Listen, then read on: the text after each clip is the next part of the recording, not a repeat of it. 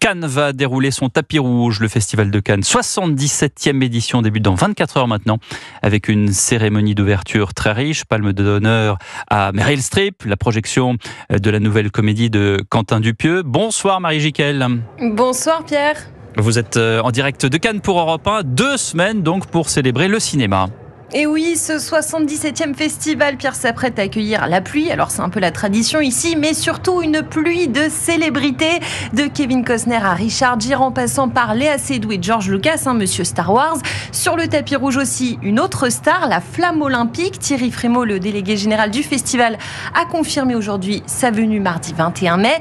Programmation intense cette année avec les avant-premières de blockbusters renversants, Megalopolis de Francis Ford Coppola, Furiosa, le dernier volet de la saga Mad Max, des films à gros budget aussi côté français, ceux de Jacques Audiard et Gilles Lelouch, et puis hors compétition, Le Comte de Monte Cristo avec Pierre Ninet. Voilà qui promet du spectacle sur la Croisette, mais cette grande fête du 7e art pourrait être perturbée par d'abord une grève des travailleurs du cinéma, et ça c'est assez rare. Les projectionnistes, ceux qui travaillent pour la billetterie, eh bien le festival serait toujours en négociation avec ce collectif qui pourrait bouleverser la montée des marches demain soir. Des manifestations aussi contre le conflit israélo-palestinien s'inviteraient au programme, et puis il y a cette tension autour d'un possible nouveau scandale MeToo qui agite la Croisette.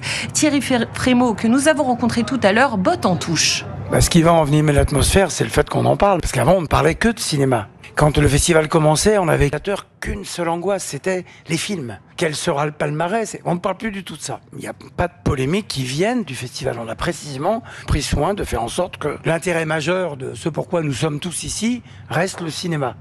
Voilà, pas de polémique, juste du cinéma. C'est le message envoyé ce soir par la direction du festival.